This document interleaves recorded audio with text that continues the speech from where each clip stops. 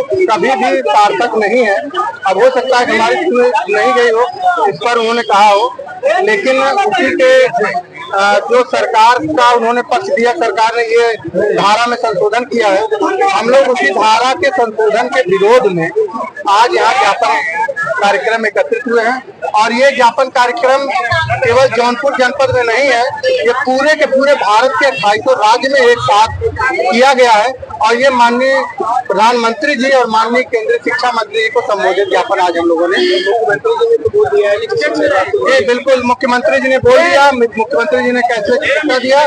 मैं उत्तर प्रदेश प्राथमिक शिक्षक संघ की तरफ से मुख्यमंत्री जी का धन्यवाद देता हूं। लेकिन आपको बताना चाहता हूं सर कि माननीय मुख्यमंत्री जी ने रिव्यू पिटीशन भी दाखिल किया है, लेकिन उससे तब तक कुछ नहीं होगा जब तक हमारी केंद्र सरकार इसका संज्ञान नहीं लेगी।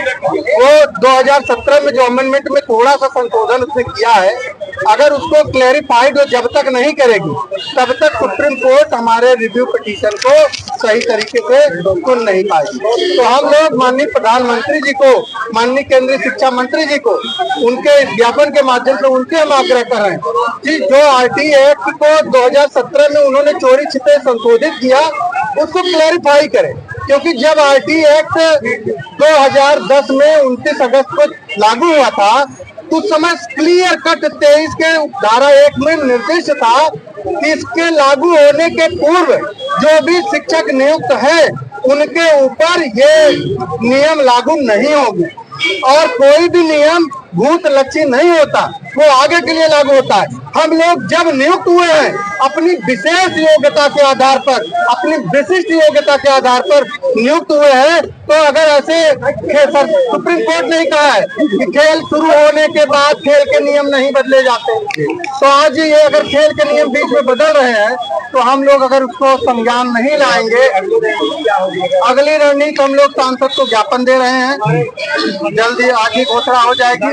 इसके अलावा हम लोग अगर नहीं होता है तो दिल्ली तक हम लोग बैठने का, जैसे किसान आंदोलन हुआ था उसमें तो कम ही कम लोग थे, लेकिन इससे 25 लाख परिवार प्रभावित हो रहे हैं। तो आप सोचिए 25 लाख परिवार में कितने करोड़ लोग होंगे। तो हम लोग अपना खटिया बिस्तरा ले करके वहाँ बैठने का काम करेंगे और जब तक ये काला कानून वापस नहीं होगा तब तक हम लड़ेंगे।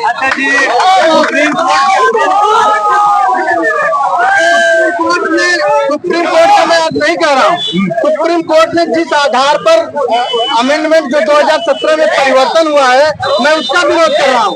उस परिवर्तन में अगर क्लैरिफाइड कर देते, जैसा उन्होंने दिया है कि 23 के क्लास 1 में पूर्व के शिक्षकों पर लागू नहीं होता, अगर उसी का एक्सप्लेनेशन हमारी केंद्र सरकार या एनसीटी आरटी एक्ट के अनुसार कर देती तो शायद आज हम लोग ये दिन न देखना पड़ता। आदेश आए 1 सितंबर को आदेश आया था, आज 19 सितंबर 18 दिन लगे आपके। हम लोग ऐसा नहीं है कि बैठे हैं, हम लोग जन जागरण कर रहे हैं। ये ऑल इंडिया टीचर फेडरेशन है, तो हम लोग कानूनी प्रक्रिया को देख रहे हैं। अभी आपको मैं बता रहा हूँ, हमारा संगठन ऐसा संगठन है जो अंतर्राष्ट्रीय स्तर का संगठन है और ये देश के सभी राज्यों में ऑल इंडिया टीचर फेडरेशन है। देश के सभी, आज मैंने कहा सभी राज्यों में एक साथ हो रहा है और हमारी ऑल इंडिया टीचर फेडरेशन किसान किस तर्ज पर नहीं करेंगे भैया। मैंने बताया कि किसान के छोटे समूह से सरकार को वापस जाना पड़ा, तो हम लोगों का बहुत बड़ा मैंने ये कहा, मेरी तुलना किसान, मैंने ये कहा कि छोटे समूह के लिए उनको अपने ऐप से सुधार करना पड़ा। तो हमारा तो बहुत बड़ा हुजूम है, 25 लाख शिक्षक परिवार प्रभावित हो, 25 लाख मतलब कई करोड़ लोग। तो हम लोग अगर बैठेंगे तो जरूर सत्ता हिल जाएगी, मेरा ये कहना है। मैंने किसान आंदोलन से तुलना करने का मेरा